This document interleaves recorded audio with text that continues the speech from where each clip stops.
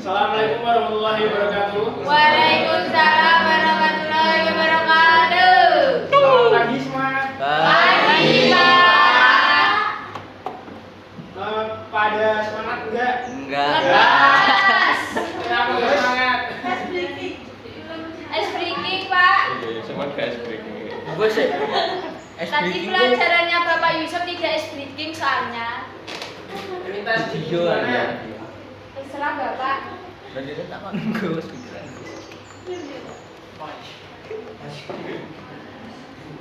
Absen dulu. Ya. Hadir. Mana hadir? Ridho hadir. Duh. Gitu Pak.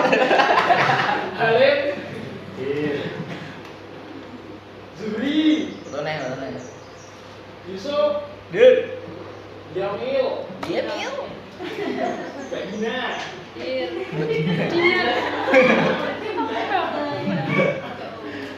Yunes. Hadir. Terus apa nih kuwi sing tutupan? Sini. Sini Pak. Cindy. Saul. Mbak Fadla. Gak Ini pantas. sing rebak-bak kabeh.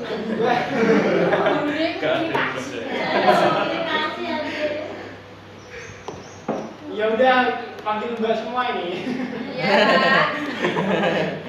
Iya, Mbak. Mbak Arina, Mbak Sofi, Mbak Atika, Mbak Mila, Mbak Aini, Nah, ini Mbak Naini. Iya nggak hadir berarti siapa ini? Hani, Pak. Hani kenapa Hani? Sakit. Sakit apa? Sakit, nggak tahu. Apa ya? Isi. Beli KTP, Mbak. Kayak gini. Pada pagi hari ini Bapak akan menerangkan tentang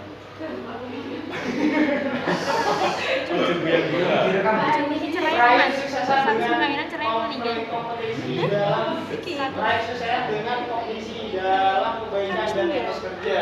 Jenis 3. Jadi biasanya statusnya cerai mati, tapi belum cerai. Iya, musik dia aja.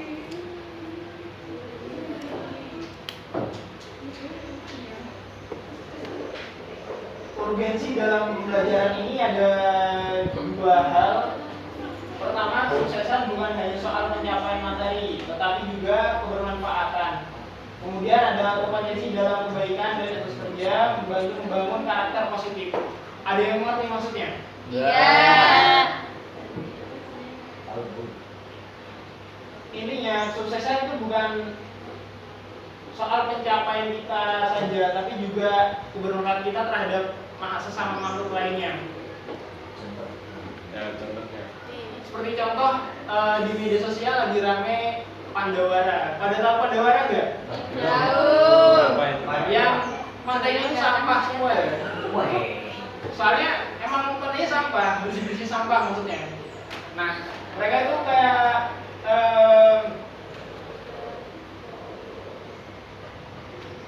Sampah.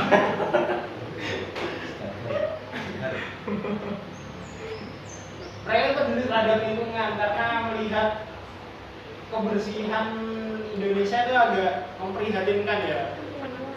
Kayak contoh setiap acara atau setiap kegiatan sosial mesti sampah itu di mana-mana. Ya enggak? Pada setuju enggak? Ya. Jadi pencapaiannya bukan tentang materi aja, tapi juga kebermanfaatan terhadap sesama juga, apalagi kepada makhluk hidup atau menjaga alam sekitar juga. Dan kemudian ada potensi dan kebaikan dan etos kerja yang membantu membangun karakter positif.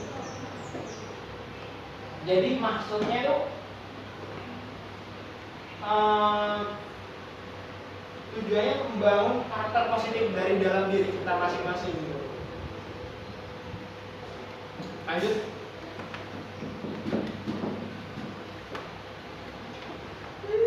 di sini ada apa pentingnya kompetensi dalam kebaikan. Coba Mbak Jangan ya. Sofi baca. Nyantikan wajah saya gila. Ya nih, 3 hal. Tiga hal kompetensi dalam kebaikan. Iya. Satu, motivasi untuk terus berkembang. Dua, meningkatkan kualitas diri dan lingkungan sekitar. Tiga, memupuk semangat kolaborasi. Mengerti maksudnya Mbak Sofi? Enggak. Tiga, Duh.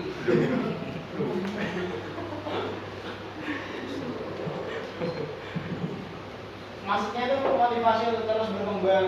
Intinya berlomba-lomba dalam kebaikan itu memacu diri kita untuk terus bisa melakukan kebaikan lainnya. Jadi saat kita mengetahui ada orang lain yang bisa melakukan kebaikan, kita harusnya ada semangat untuk bisa melakukan kayak mereka juga gitu. Terus kemudian ada meningkatkan kualitas diri dan lingkungan sekitar, menunjukkan bahwa hampir sama kayak pertama, tujuannya untuk meningkatkan kualitas diri kita dan untuk bermanfaat bagi lingkungan sekitarnya juga. Dan kemudian yang ketiga ada semangat kolaborasi. Maksudnya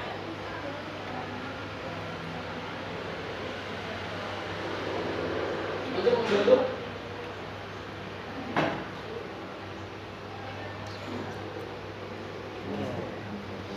Menurut saya, menurut Bapak, menurut saya.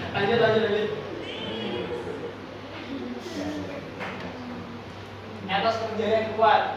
Ada 3 hal dari dalamnya, yaitu disiplin dan tanggung jawab, konsisten dalam usaha, integritas dan kejujuran.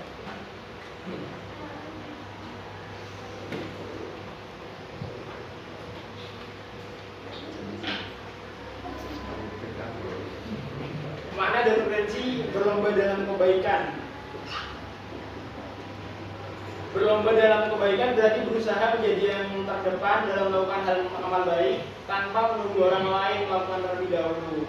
Ini bukan soal kompetisi untuk menang dari orang lain, tapi tentang bagaimana kita bisa terus meningkatkan diri dan memberikan manfaat sebanyak mungkin. Ini sesuai dengan Al-Quran pada surat Al-Baqarah ayat 148, yang artinya maka berlomba-lombalah dalam kebaikan.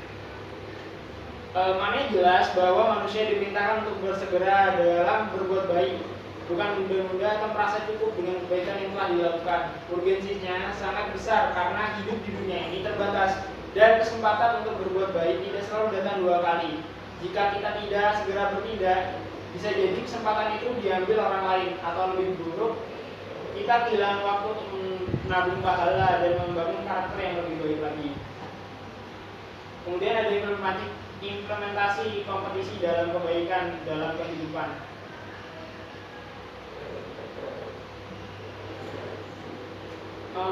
Langsung saja, berlomba dalam kebaikan bukan hanya teori, tapi harus diaplikasikan juga dalam kehidupan sehari-hari. Pada buka modul pembelajarannya enggak?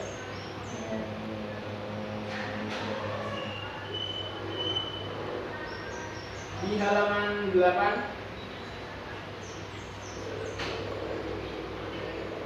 implementasi kompetensi kebaikan dalam kehidupan. Coba Mas Rido bacakan pada halaman 8.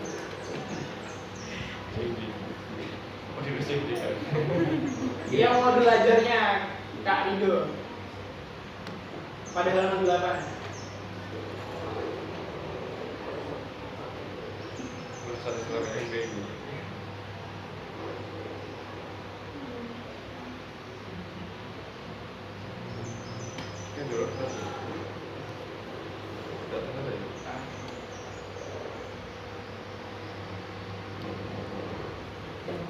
Itu harus nawe Tadi rumah saya depan kami. Saya anak-anak Jadi buka mas. Proses filenya kebesaran. Kompres kan. Yang mana urgensi ini? Yang halaman 8 implementasi kompetensi. Ya, berikut beberapa cara mengimplementasikannya.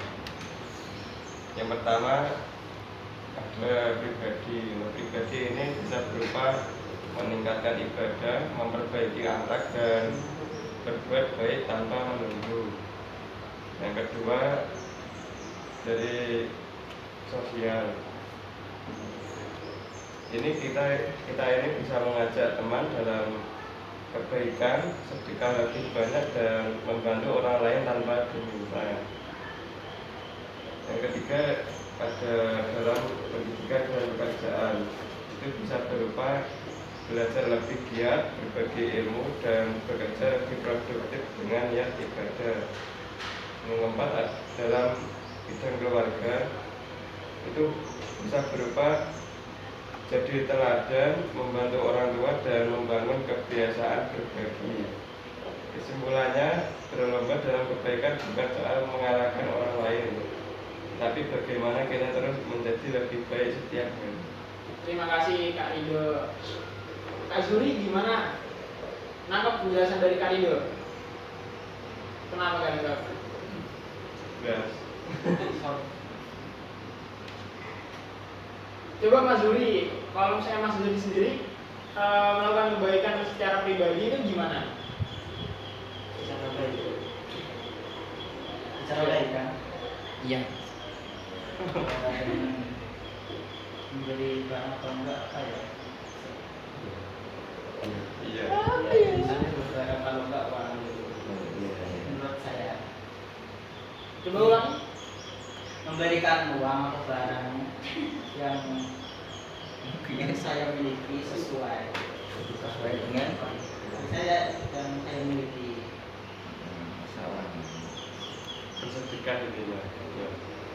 Bersedekah gitu ya Mas? Kalau Mas Rona, Maksudnya gimana? kalau Mas Rona melakukan kebaikan di lingkup sosial atau mungkin di lingkup keluarga juga. Enggak pernah.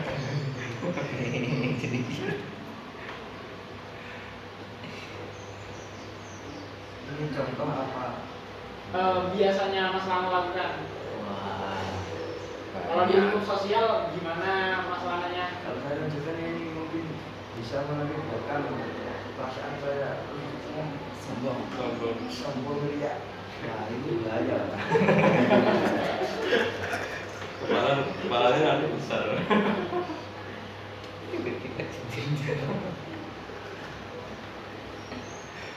Maksudnya bisa dijadikan contoh buat yang lainnya gitu. Contoh, kalau contoh ya kalau berbuat dari itu harus ada dasarnya. Dasarnya bukan mencari imbalan atau mengharap pujian, tapi dengan rasa saling membantu sesama manusia dengan tujuan hanya untuk pribadi, karena manusia itu adalah orang yang telah bermanfaat bagi orang lain. Khairun nas. Ya, ini lunas tanpa Terima kasih jawabannya Mas Wana. Kemudian penjelasan selanjutnya etos kerja sebagai bagian dari kompetensi dalam kebaikan. Kompetensi dalam kebaikan dan etos kerja yang kuat merupakan dua elemen penting dalam meraih kesuksesan, baik di dunia maupun di akhirat. Kompetensi dalam kebaikan bukan berarti ingin mengalahkan orang lain, tetapi berusaha menjadi pribadi yang lebih baik setiap hari dan terus meningkatkan kualitas diri, memberikan manfaat bagi sesama, serta bekerja dengan penuh semangat dan kejujuran. Dengan demikian, meraih kesuksesan tidak hanya tergantung pada kerja keras, tapi juga niat yang lurus. Cara yang baik dan semangat berlomba dalam kebaikan. Ketika seseorang berjalan dengan dedikasi, kejujuran dan tujuan yang lebih besar dari sekedar keuntungan pribadi, ia tidak hanya mencapai puncak kesuksesan, tapi juga meningkatkan jejak positif bagi orang lain dan lingkungannya. Di bagian terakhir ada yang mau baca cerita inspiratifnya? Halo. Hai. SBK ini. SBK.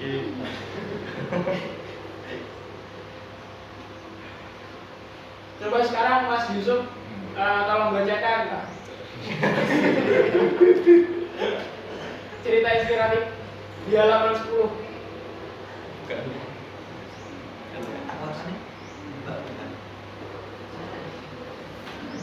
Mas Lana yang baca ini.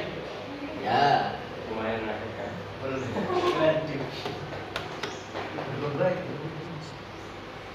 Berubah dalam kebaikan. Cerita inspiratif dari kompetisi dalam kebaikan. Judulnya berlomba dalam kebaikan dan etos kerja. Yang keras Mas Lana. Kisah dua sahabat. Di sebuah kota kecil hiduplah dua sahabat bernama Faris dan Ahsan. Keduanya tumbuh bersama dan memiliki mimpi yang besar untuk sukses. Namun ada satu hal yang membedakan mereka, cara mereka melihat kesuksesan. Faris percaya bahwa kesuksesan adalah tentang bekerja keras dan menjadi yang terbaik di antara yang lain. Ia selalu ingin unggul dari teman-temannya, seringkali melihat orang lain sebagai pesaing yang harus dikalahkan. Dia bekerja siang dan malam, tetapi hanya fokus pada keuntungan pribadi dan pengakuan dari orang lain. Di sisi lain, Ahsan juga bekerja keras, tetapi dia memiliki prinsip yang berbeda. Ia percaya bahwa kesuksesan terjadi bukan hanya tentang menang, tetapi tentang memberi manfaat bagi orang lain. Ia selalu berusaha membantu teman-temannya memahami pelajaran, berbagi ilmu dengan juniornya, dan bahkan menyisihkan sebagian dari penghasilan untuk orang yang membutuhkan. Suatu hari, kota mereka mengadakan kompetisi inovasi bisnis untuk anak muda. Faris dan Ahsan sama-sama berpartisipasi. Faris menghabiskan waktunya untuk mengembangkan strategi bisnis yang paling menguntungkan, sementara Ahsan mengembangkan ide bisnis yang tidak hanya menguntungkan tetapi juga bermanfaat bagi masyarakat. Dia mengajak teman-temannya untuk berkolaborasi dan berbagi ilmu agar proyek mereka lebih matang. Ketika pengumuman pemenang tiba, nama Ahsan diumumkan sebagai pemenang utama. Bukan hanya karena ide bisnisnya yang inovatif, tetapi karena ia melibatkan banyak orang dan memberikan dampak positif bagi lingkungan. Faris yang kecewa dengan kekalahannya mendekati Ahsan dan bertanya. Ketika pengumuman pemenang tiba, nama Ahsan diumumkan sebagai pemenang utama. Bukan hanya karena ide bisnisnya inovatif, tetapi karena ia melibatkan banyak orang dan memberikan dampak positif bagi lingkungan. Faris yang kecewa dengan kekalahannya mendekati Ahsan dan bertanya, bagaimana mungkin kamu bisa menang, padahal aku bekerja lebih keras? Ahsan tersenyum dan berkata, karena aku tidak hanya bekerja keras tetapi juga bekerja dalam kebaikan. Aku tidak melihat kompetisi ini sebagai ajang mengalahkan orang lain, tetapi sebagai kesempatan untuk memberi manfaat sebanyak mungkin. Saat kita berlomba dalam kebaikan, kita tidak hanya sukses sendiri, tapi juga membawa kesuksesan bagi orang lain. Dari itu, Faris mulai mengubah cara berpikirnya. Dia belajar bahwa kesuksesan sejati bukan hanya tentang menjadi yang terbaik, tetapi juga tentang bagaimana cara kita mencapainya dengan etos kerja yang baik, kejujuran dan manfaat yang paling penting bermanfaat bagi bersama. Terima kasih Mas Lana. Sekarang Mbak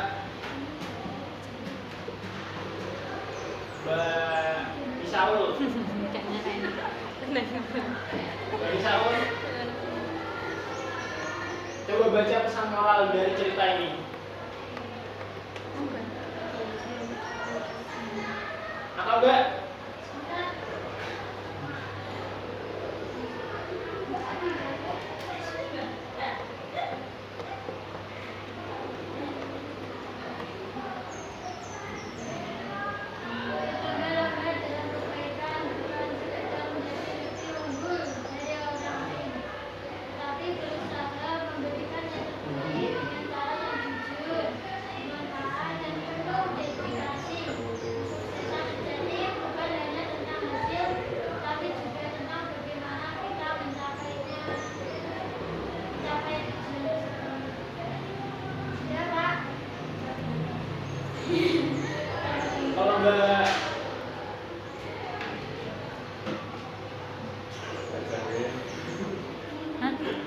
Mbak Jamil, langsung dari cerita tadi apa?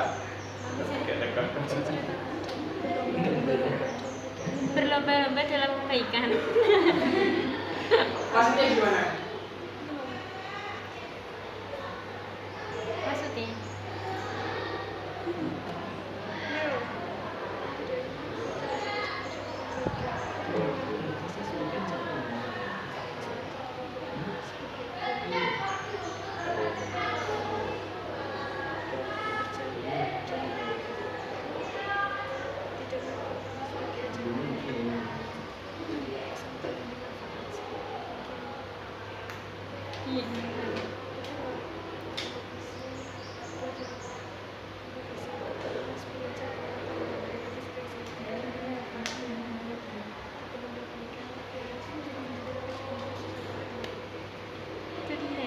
Anjir kayaknya deh.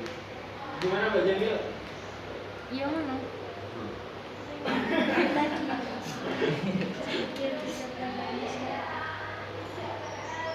Gimana sepatah dua katanya terhadap cerita tadi? Nah iya berlomba-lomba dalam kebaikan. Udah gitu doang? Iya.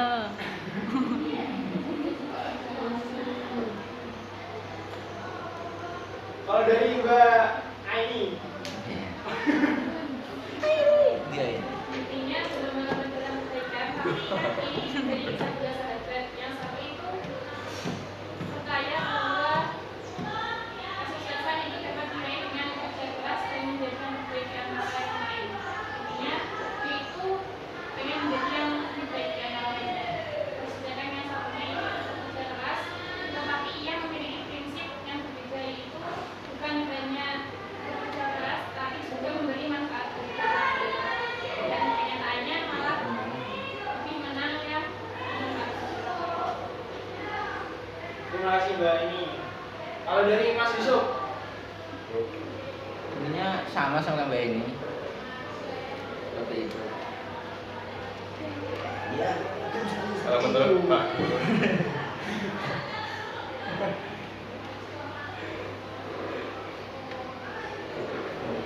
intinya dalam kehidupan kita hidup bukan cuma sendiri, tapi kita hidup dengan orang lain. Jadi tujuannya kita hidup ya bermanfaat bagi orang lain juga.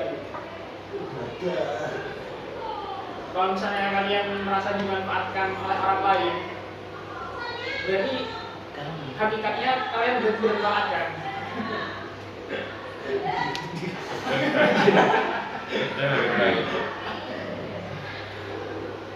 Mungkin pada dari saya segitu. Apabila ada pertanyaan, dipersilakan untuk bertanya. Halo. Tidak ada pertanyaan nih. izin bertanya, Silakan. manfaat berlomba-lomba dalam kebaikan apa Pak? Manfaatnya berlomba-lomba dalam kebaikan. Iya.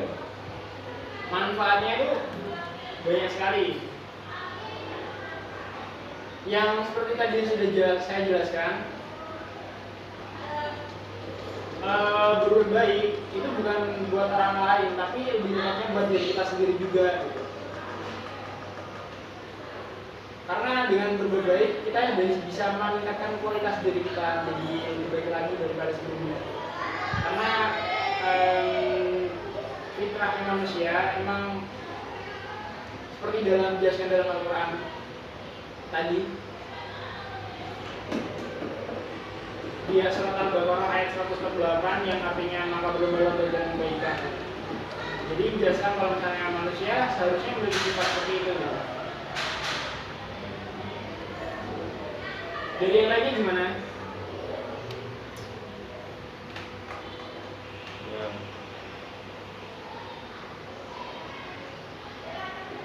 Mungkin saya rasa cukup pada kelas hari ini. Apabila ada kesalahan, mohon dimaafkan. Wassalamualaikum warahmatullahi wabarakatuh. Waalaikumsalam warahmatullahi wabarakatuh.